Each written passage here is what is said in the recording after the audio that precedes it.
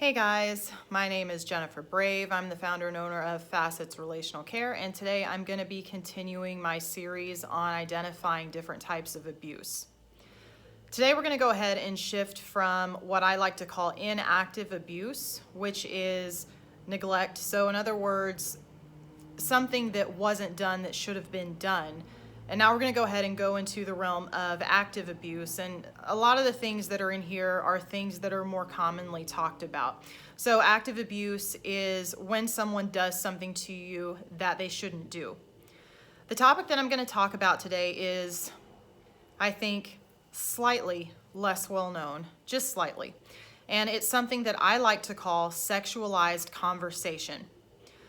The easiest way to describe sexualized conversation is it's any conversation where sexual content is discussed and somebody within hearing range of that conversation, or perhaps someone who's engaged in that conversation, is uncomfortable with the sexual content that's being discussed.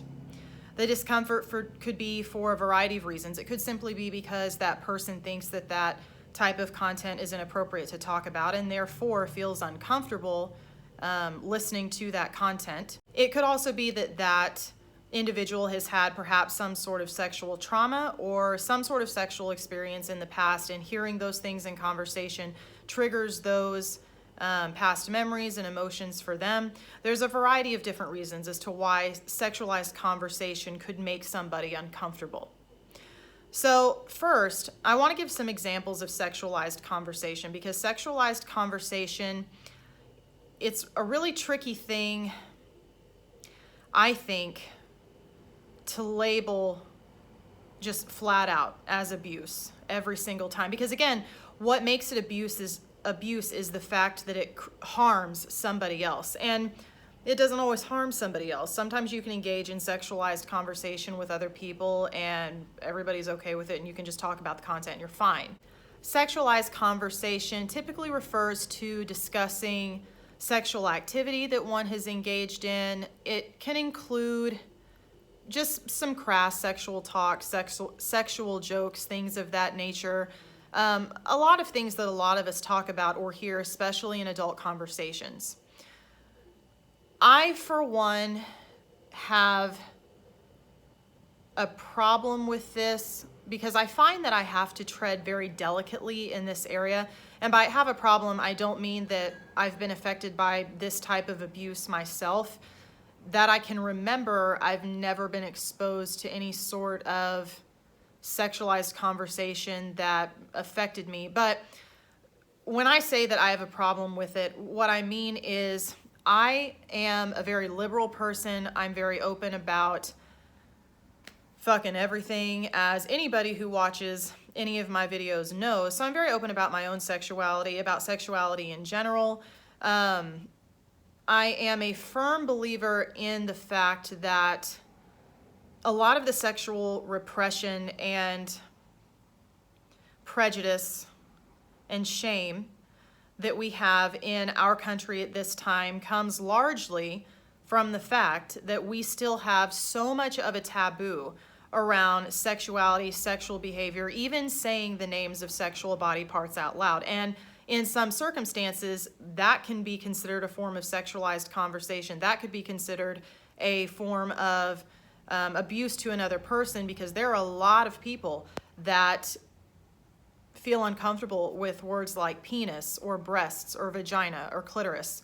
So even then, sometimes you have to be really careful. So I'm very much an advocate for removing that taboo, because all of those things are 100% normal. There is no human being that's alive that doesn't have some sort of sexuality that they want to label or experience. I mean, we've all got the body parts. So I talk about those things openly. In fact, there has been research that has shown, like specifically with naming the sexual body parts, there's been research that has shown that children who are grown up in a home where the sexualized body parts are given names other than what they actually are. So instead of calling the genitalia a penis or a vagina or a vulva, They're taught to call it a secret place or a private place. I've heard some really crazy names that parents have taught their children to name their genitalia so that they wouldn't have to say the words. There's been a lot of research that has shown that children that grow up in homes where they are taught to give other names to sexual body parts other than what they're medically called grow up to be, I think it was 7 times more likely to be victims of sexual assault. The reason for that is because when you teach a child to give an alternate name to a sexual organ, what you are indirectly saying to this child is that there is shame associated with that sexual organ. And when there is shame associated with sexual body parts, kids aren't going to talk about it. They could get molested, never say a word, and then get molested again. They are going to grow up underneath of the mindset that they should be ashamed of those parts of themselves and therefore not talk about them. And because they're not talking about them, they're not getting education, they're not getting affirmation, they're not being taught how to express and explore their sexuality in healthy ways. So I'm a very big advocate for using the specific names of the body parts specifically with children, I mean with anybody. My daughter, she's 4 years old. We don't have any code names for anything. We call it a vagina, a vulva, testicles, a penis. She's got all of them down. So I'm a big advocate for that. I'm a big advocate for talking about sexuality. And I'm going to be entirely honest, even talking about sexual experiences, I'm an advocate for that. And that's the one that you have to be really careful about because that's the one that seems to trigger a lot of things for a lot of people. But again, especially in the United States of America, we've still got a mindset that that's something that's very private. And while the act of engaging in sexual activity with another person is often done in private and alone, it is a private thing. I mean, legally, you can't just go out and do it in front of a lot of other people. At the same time, it's also something that we all do, and we all have a lot of sexual dysfunctions or sexual problems in the bedroom that we're not talking about, that all of us are having problems with, and we're not talking about it because we feel ashamed to talk about those things. So I'm a big advocate for finding safe ways to discuss sexual body parts, sexual experience, and issues with the exploration of sexuality and all of that stuff. I'm a real big advocate for that. So when I talk about myself, I don't have a lot of filters there. And I am that way in just every single conversation with everybody. I'm going to give you an example, and I'm telling you up front, it might be something that would make you feel uncomfortable. I don't know. One thing that I've done recently that I've mentioned to a couple of people is I went and got a clitoral piercing. And I've always wanted one. Lots of women have them.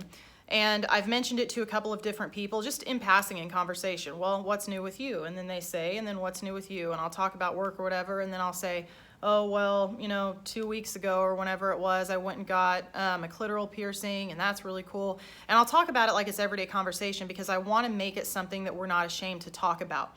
And even in that instance, this is where even I have to be really careful because for a lot of people, that can make them very uncomfortable. To date, I've never had anybody make a complaint about it, but that doesn't mean that it's not making someone uncomfortable. And this brings me to my next point. This is what makes sexualized conversation so tricky. In addition to trying to decipher what's appropriate or inappropriate to talk about in general, a lot of times you can have conversations that involve sexual content, even innocent sexual content, like talking about getting a clitoral piercing. Technically, that's not a sexualized comment. I'm talking about getting a part of my body pierced. I'm not talking about using that body part in any kind of sexualized way. But you can have conversations like that and have no idea how you're affecting other people. And what makes it really tricky is if I get in a conversation with another person who shares my perspective, we can have conversations like that absolutely all day long and then have somebody else hear it and they're very offended or they're very uncomfortable and they don't say anything and we have no idea that we've made anybody uncomfortable. A lot of sexualized conversation, very innocent conversation that's not intended to offend or hurt or make anybody else uncomfortable happens. And a lot of people that feel uncomfortable with the sexualized conversation that they're hearing don't speak up and say so. And so a point that I really want to make here. Up front, I'm going to say I don't excuse the abuse. However, if somebody is around you and they're engaging in sexualized conversation that's making you uncomfortable, say something. Most people have no idea when they're engaging in that conversation that it's making someone else uncomfortable. Most people are really decent people. If they knew that that were the case, they wouldn't have those conversations around you, and they'd probably be a little bit more sensitive to having them in general, so as to make sure that they don't make anybody feel uncomfortable, or that they don't trigger, perhaps memories of past sexual trauma. So I try to be fair with this one, because I don't believe it is fair to throw this label of abuser, sexual harasser, whatever you want to say, onto people that engage in sexualized conversations, especially if it's, with other adults, because a lot of times it's just not intended to be a hurtful thing. With that being said, there are people that will engage in sexualized conversations if they know perhaps somebody of a certain gender is in the room and it's going to make them uncomfortable, or they'll engage in sexualized conversations hoping that somebody else hears the conversation and is sexually aroused by what they're listening to them say. Some people will intentionally insert sexual innuendos into their conversations with other people, trying to imply that they are sexually attracted to them, but those sexual innuendos may make the receiver of those comments very uncomfortable. So there are people that do it intentionally. It would be more appropriate to label it in those instances as abuse when it's done intentionally. But if it's done and the person hearing it that feels uncomfortable doesn't say anything about it, in my personal opinion, we really can't be hard on these people that are having what are just normal conversations discussing sexual activity, sexuality, sexual body parts, things of that nature. The exception to this is with children. Again, I mentioned earlier, I'm teaching my daughter to use all of the medical terms for the sexual organs, and she does. That's okay, that's fine. Again, it's healthy. I would strongly recommend doing that. But talking about sexual activity specifically, that's one that you have to tread very carefully with, okay, with children, because depending on their developmental stage, they may or may not be cognitively developed enough to process what it is that you're discussing. And because children are sexual beings too, if they experience sexual arousal, or if they have even some sort of awareness that what you're discussing has to do with their sexuality, it can create some sort of feeling of violation that they intuitively feel but don't know how to verbally express. And it can create a sense of discomfort, or really even just a sense of confusion. And that sense of confusion attaches to that child's sexual identity, and then that causes a problem for that child as they grow. So you want to be really, really careful about that one. There are a lot of resources out there, books, YouTube channels, professional counselors that you can go and see, that will teach you about how to talk to your children about sexual activity at different ages. So age-appropriate sexual education, okay? Talking about sexuality, things like gender, sexual orientation, things of that nature,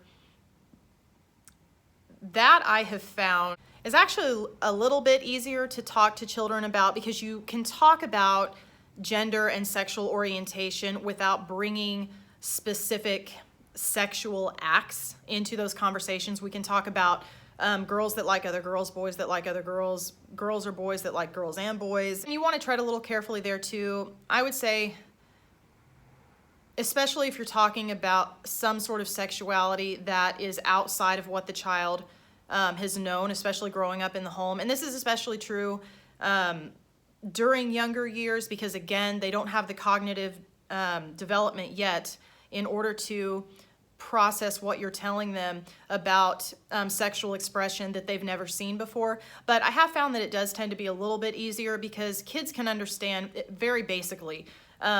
Some girls like boys, some boys like girls, some boys like boys, some girls like girls, and et cetera, and all of the different things.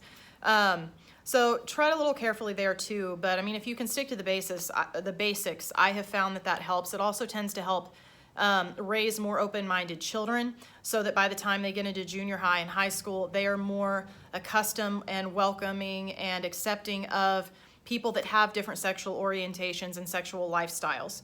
So tread carefully with that one, but that's one I think could be easily taught or talked about, at least around other children. I would also say too, when we're talking about sexualized conversation around children, it is extremely important that you have these conversations with your children before they are exposed to sexualized conversation around other adults.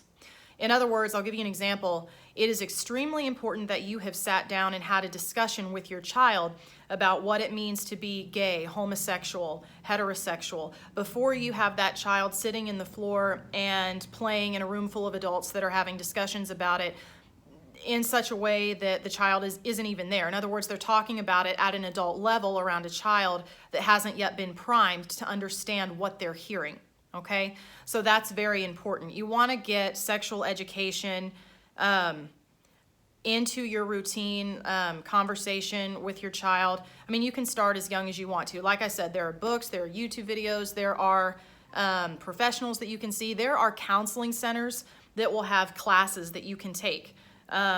You go as a family, the parents go, they teach you how to talk to your child about the sexual body parts, sexual activity, sexual orientation, gender, those sorts of things at an age-appropriate level.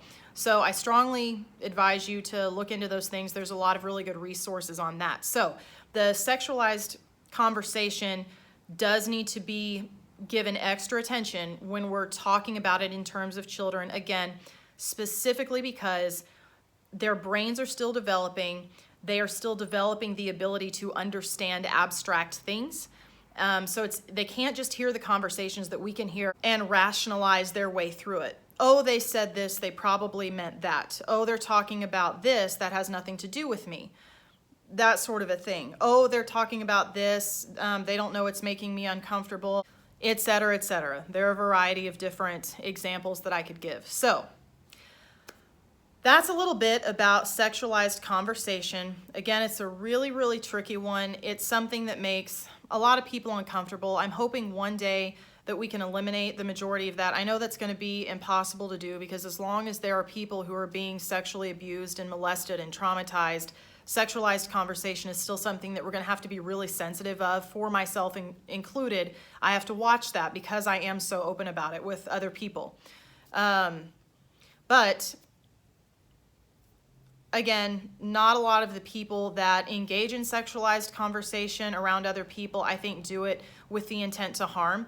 So if you're engaged in a conversation that is becoming sexual in nature, whatever that looks like for you, and it makes you uncomfortable, even if you're in the same room and you hear it, you have the option to get up and leave. You have the option to speak up and say something. And please do speak up and say something, because a lot of the people, myself included, that engage in sexualized conversation, if I were told that answering someone's question about, well, what did you do this week? And I tell them I got a clitoral piercing. If I was told that that made somebody uncomfortable, I would be more cognizant about saying that to other people. I would especially be cognizant about talking about it with or around that person. So give people a chance, because especially in the realm of sexualized conversation, I don't think that a lot of the harm that's done there is intended. In fact, I would argue that most isn't. So speak up if it makes you uncomfortable. Give other people a chance to be more appropriate and to filter in such a way that they still have the freedom to express what they want to express about their sexuality, but at the same time, not cause harm or discomfort to you or to anyone else. So that's a little bit about a very, very tricky form of abuse, which I like to call sexualized conversation.